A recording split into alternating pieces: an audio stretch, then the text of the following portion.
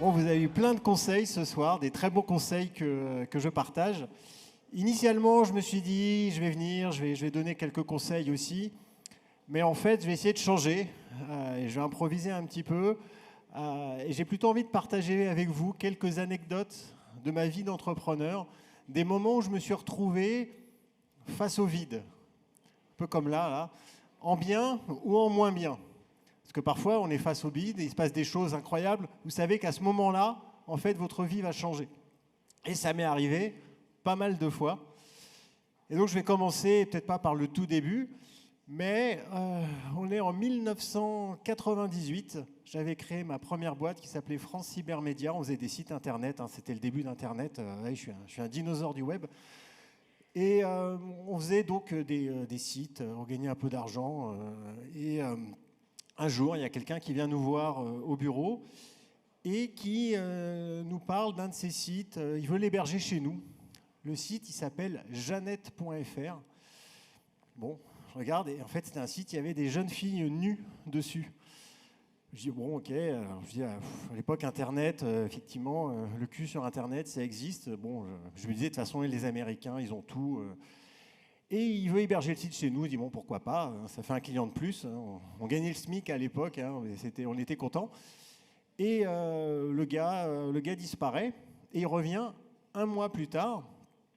Et il dit, bah alors, qu'est-ce qui s'est passé? Vous deviez changer d'hébergeur, justement. Il dit, bah oui, j'ai eu un problème avec mon hébergeur, j'ai tout perdu, il a tout planté. Et donc j'ai perdu un mois de chiffre d'affaires. Et là, il me dit une phrase qui a changé, pas ma vie, mais en tout cas qui à un moment a créé un véritable choc. Il m'a dit, oui, j'ai perdu un mois de chiffre d'affaires, j'ai perdu 10 000 euros. Alors, à l'époque, on est en 1998, 10 000 euros, ça fait un peu plus de 60 000 francs. C'est une énorme somme, c'est plus que ce qu'on arrivait à gagner en un mois en bossant comme des chiens. Et je me suis regardé avec mon associé de l'époque, Laurent, et on s'est dit, putain, si ce couillon avec ce site de merde arrive à faire 10 000 euros, mais alors nous, on va pouvoir en faire 20 000 si on met un peu de technologie. Et donc, on s'est regardé, on s'est compris, et on a commencé à travailler sur une deuxième boîte, le soir, et on a récupéré sur les newsgroups là, des photos de filles, tout ça. On a mis en place de la technologie pour faire du classement. C'était de l'intelligence artificielle avant l'intelligence artificielle. On a mis ça en place et on a lancé un premier site comme ça en 1998, quelques mois après. Et là, tout de suite, ça s'est mis à fonctionner. Le premier mois, on a dû faire 20 000 euros. Le deuxième mois, on a fait 50 000 euros. Bref, ça s'est mis en route. Et il y a comme ça des rencontres, des choses qui se passent qui vous peuvent finalement changer votre vie du tout au tout. Ensuite, on a lancé de l'affiliation, on a mis en place vraiment de la technologie de paiement. On était un peu une fintech à l'époque parce que le paiement, ça n'existait pas sur Internet. On faisait du processing, on faisait de l'affiliation, ça marchait bien. Ça s'est développé.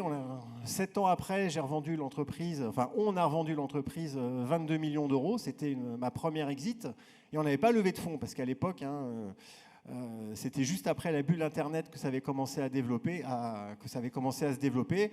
Et là, c'était mort pour lever. Et tant mieux puisqu'on a gardé l'ensemble du capital. Et ça a été une belle exit. Un autre moment où les choses, pour moi, ont été assez intéressantes, c'était quelques années plus tard, c'est en 2003. Je me suis expatrié, j'habite à l'époque en Roumanie, ne me demandez pas pourquoi. Donc j'avais travaillé avec des banques et j'avais trouvé une banque en Lettonie qui était vachement en avance, qui proposait des solutions assez novatrices. On pouvait se connecter par Internet, enfin des choses qu'aujourd'hui on retrouve dans une fintech ou des néobanques. Et donc j'avais mis tout mon argent là-bas. Tout ce que j'avais gagné. Alors, je n'avais pas encore vendu ma deuxième boîte, puisque c'était ma deuxième. Mais bon, j'avais mis toutes mes économies dedans. Et puis, je crois que j'étais à Las Vegas, au CES, et je retirais de l'argent, ça ne marche plus. Ah, bon. J'essaie un autre distributeur. Le truc me dit que la carte est déconnectée. J'essaie de me connecter sur la banque. Marche plus. Merde. Donc, j'attends le lendemain matin. Et là... j'ai tiens, la Paritate Bank, finalement, qui était visiblement aux mains de la mafia russe, s'est cassé la gueule avec tout l'argent des dépôts. Et là, je me suis retrouvé un peu ruiné parce que j'avais mis tout mon argent là-bas et j'ai tout perdu. Alors je me suis dit, putain, c'est ballot quand même. Et donc, j'ai pris l'avion, je suis allé en Lettonie et j'ai découvert un pays incroyable. Donc j'ai peut-être perdu en fait tout mon pognon, mais par contre, ça m'a ouvert la voie sur d'autres aventures, puisque après, par rancunier, je me suis installé en Lettonie. Je me suis dit, tant qu'à faire, je vais rester là. De toute façon, j'ai plus d'argent pour partir. Et là-bas, j'ai développé un hôtel, etc. Et en développant l'hôtel, comme c'était la construction, il fallait regarder la peinture sécher, je m'emmerdais. Et à Riga, il y a des casinos. Et je me suis dit, tiens, je vais aller jouer au casino. Et par hasard, je me suis assis à une table de poker. Et là encore, il s'est passé quelque chose qui a eu un impact sur ma vie. C'est que j'ai joué au tournoi de poker et je l'ai gagné, sans rien comprendre. Alors pour ceux qui connaissent un peu le poker, il faut se rendre compte de la chance absolue, incroyable que j'ai eue pour gagner ce tournoi. Mais j'ai gagné, je me suis dit, c'est génial, le poker, c'est super, c'est facile et tout. Je me suis pris pour un pro. Et j'ai commencé à jouer, alors que je m'intéressais absolument pas à ce genre de jeu, le jeu de cartes et tout, c'était pas du tout mon trip. Et je me suis pris une passion pour le poker grâce à ça, donc vraiment des fois un gros coup de bol qui m'a jeté là-dessus. Et ensuite, pour la faire courte, j'ai eu 2 ans à peu près de parcours dans le poker où je me suis bien développé aussi. J'ai fait les championnats d'Europe, championnats du monde. J'ai pratiquement vécu quelques mois à Las Vegas. Et j'ai appris énormément sur la nature humaine et sur l'entrepreneuriat en quelque sorte, puisque ça m'a appris à maîtriser mes émotions, à faire de la négociation, à pouvoir lire des gens, comprendre ce qu'ils veulent, me mettre à la place de quelqu'un d'autre, voir si quelqu'un me raconte n'importe quoi, s'il essaye de me bluffer, etc. Et ça m'a donné vraiment des outils qui m'ont été extrêmement utiles pour la suite. On est en 2010, je suis rentré en France, j'ai mis un terme à ma carrière de joueur de poker parce que je ne voulais pas expliquer à mes enfants que je jouais aux cartes, c'est pas terrible. Et surtout, j'avais besoin de reconstruire quelque chose.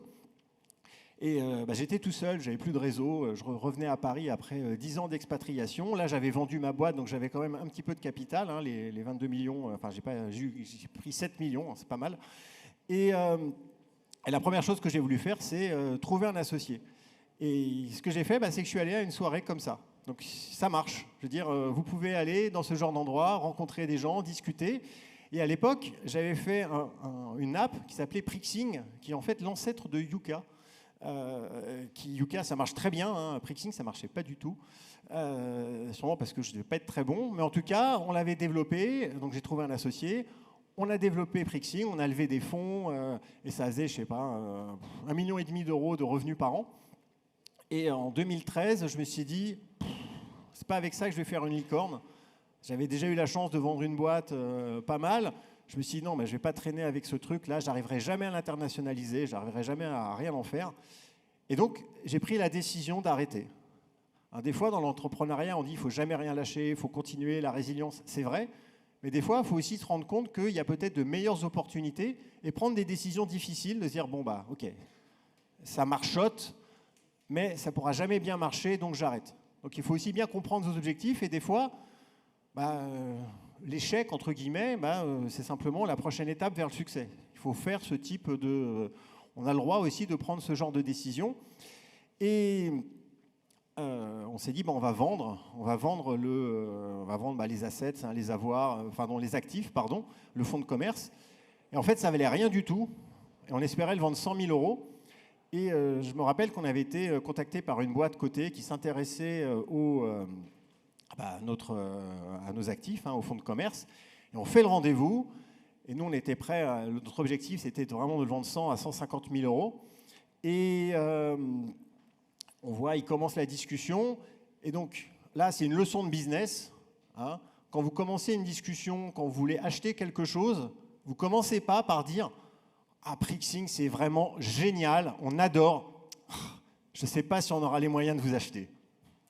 Alors, quand on vous dit ça, là, c'est une première erreur stratégique parce que moi, je me suis dit, putain, le mec, il est fou.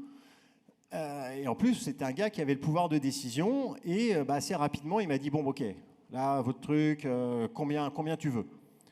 Et j'ai dit 1 million d'euros. Donc, il y avait mon associé à côté qui a failli faire un malaise. Et et on l'a vendu à 1 million d'euros. Donc, je ne sais pas où est-ce qu'il avait pris ses cours de négociation, mais et j'espère qu'il n'est pas dans la salle.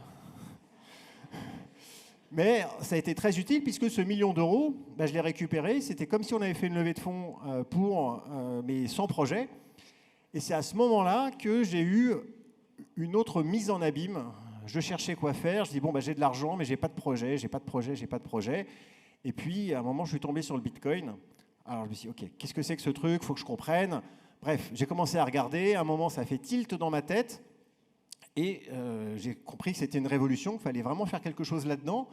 Mais le déclic, le truc qui m'a fait me dire, OK, là, il faut y aller à fond, c'est quand j'ai vu, en décembre 2013, une note publiée par la Banque de France qui disait, en substance, et je résume, le Bitcoin est l'équivalent d'une pyramide de Ponzi qui n'a absolument aucun intérêt, si ce n'est pour blanchir de l'argent et financer le terrorisme.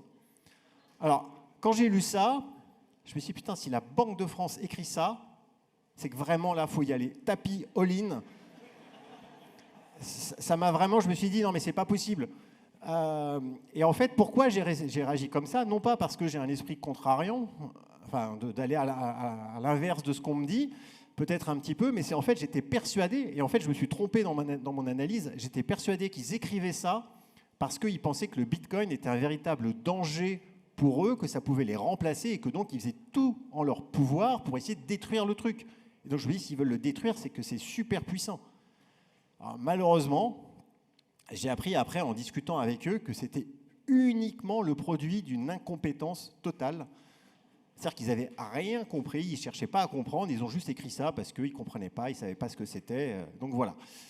Donc c'est ça qui m'a convaincu d'aller dans le Bitcoin. Ça a donné lieu à la création de la maison du Bitcoin, ça a donné lieu à tout un tas d'opportunités. C'est là où j'ai croisé la route d'autres entrepreneurs avec qui on s'est associé pour créer Ledger. Donc ça s'est créé en 2014. On a levé des fonds, on s'est développé. Pendant 2 ans, c'était un peu difficile. On n'y arrivait pas. À un moment, on s'est retrouvé vraiment à bout de souffle. On avait cramé tout le pognon. On avait le produit, mais ça se vendait. On devait faire 50 000 euros de revenus par mois, mais on avait quand même du monde. Et là, on devait lever des fonds, faire une série A, et on n'y arrivait pas. J'avais fait 50 pitchs, ça ne marchait pas, personne n'en voulait. Le hardware, personne ne le voulait. Le Bitcoin, personne n'en voulait. C'était en 2016. C'était la cata. Et donc là, je me suis dit, putain, on va vraiment crever. Et vous me dites quand j'arrête de parler, parce que je n'ai pas pris de montre. Moi, je vais essayer d'aller vite, juste pour vous partager encore quelques anecdotes sur Ledger, parce que je pense que c'est rigolo. Donc, on voulait lever des fonds et on n'y arrivait pas. Jusqu'au jour où on a croisé la route de Maïf. Vous êtes personne de Maïf dans la salle? Non, je continue alors. Et donc, un fonds corporate de la Maïf Avenir, qui avait besoin qui partait du principe que Maïf allait crever, ce qui était un bon point, ils avaient raison. C'était une bonne manière de voir les choses, parce qu'ils disaient l'assurance, ça va mourir. Et donc, ils faisaient vraiment preuve d'intelligence, et je ne me moque pas d'eux. Et ils avaient besoin de se réinventer. Donc là, ils ont vu, tiens, le Bitcoin, la blockchain. Et là, ils ont commencé à parler de la blockchain. Et moi, je me suis dit, bah oui, la blockchain, c'est génial, on peut faire de l'idéation d'entreprise. Et donc, j'ai commencé à raconter un énorme bullshit. Et ça leur a vachement plu. Et donc, j'ai pivoté la boîte en live pendant que je pitchais. Parce que le Bitcoin, le truc, j'avais complètement mis ça de côté. Et long story short, en fait, ils ont leadé le tour parce qu'ils ont apprécié ce qu'on leur apportait sur la blockchain. Et c'était fin 2017 qu'on fait le closing. Donc, ils mettent 2 millions sur un tour à 7 millions.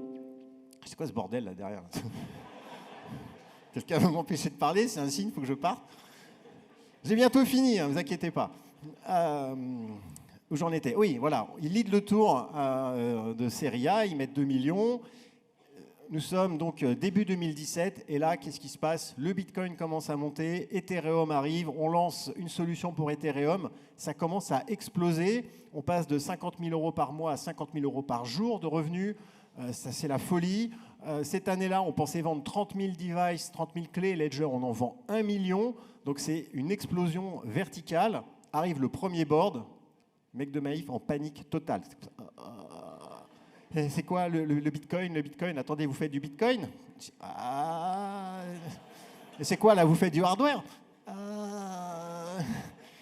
Et là, il disait, bah, attendez, bon, c'est pas de votre faute, hein, votre boîte elle marche, vous y pouvez rien, on vous en veut pas. Je dis, ok. Là, en fait, ils se rendent compte que bah, on va pas faire de l'idéation blockchain, qu'on va faire du gros Bitcoin qui tâche. Et donc, eux, ils sont vraiment en panique. Et là, on est emmerdé parce que nous, on se rend bien compte que la boîte, elle prend une trajectoire assez incroyable et qu'il va falloir vite lever encore beaucoup plus d'argent, peut-être 20, 30, 50, 50 millions d'euros pour faire face à la croissance. Et ça, on ne peut pas le faire si on a au board en fait, des gens qui sont en panique totale. Et donc là, on décide de les racheter, enfin de ne pas racheter Maïf, on décide on prend une décision assez rapide, on les appelle, on dit voilà, vous avez mis 2 millions d'euros il y a 15 jours, allez, on vous les rachète 4 millions, voilà, vous n'avez pas besoin de réfléchir. Et ils ont eu l'intelligence d'accepter. Et donc ils ont fait le record de TRI, enfin de gains, je pense, absolu pour un VC, puisque en quelques semaines, ils ont multiplié par 2, ils ont vu une exit. Donc c'était magnifique. Et donc voilà, tout le monde était content. Ils ont fait une belle culbute. Et puis nous, on était très contents parce que grâce à eux, quand même, Ledger a réussi à passer ce mauvais cap. Et donc là, c'était un moment vraiment important. Et je terminerai, parce que sinon on va me foutre un coup de pied au cul, sur une dernière anecdote qui se terminera en forme de conseil. Comme ça, vous n'aurez pas tout perdu. Nous sommes quand déjà? Oui. Là, c'est en 2018. On est en train de faire le tour de série B où on va lever 70 millions d'euros à une valo à 270 millions. Donc ça va, tout va bien. C'est un peu la folie, hein. On fait 10 millions d'euros de revenus par mois, 8 millions d'EBITDA par mois. Enfin bon, bref, ça n'a pas duré longtemps, hein, mais c'était vraiment complètement dingue. Et là, moi, j'étais hyper populaire, alors qu'avant, personne ne voulait me parler. Là, on m'invitait à des dîners, tout ça. Enfin bref, tout le monde voulait absolument me parler pour rentrer dans Ledger. C'était assez agréable. Et donc, on avance et on a une term sheet, etc. On va closer. Juste avant le closing, ou quelques jours avant, en fait, il y a un autre VC, un gros fonds européen qui m'appelle, qui me dit « Je veux absolument rentrer dans Ledger ». Je dis « Bah non, on va signer ». Il me dit « Attends, bouge pas. Regarde ton mail dans 5 minutes. Je vais t'envoyer une proposition que tu ne pourras pas refuser. » Je dis « Ah bon, ok ».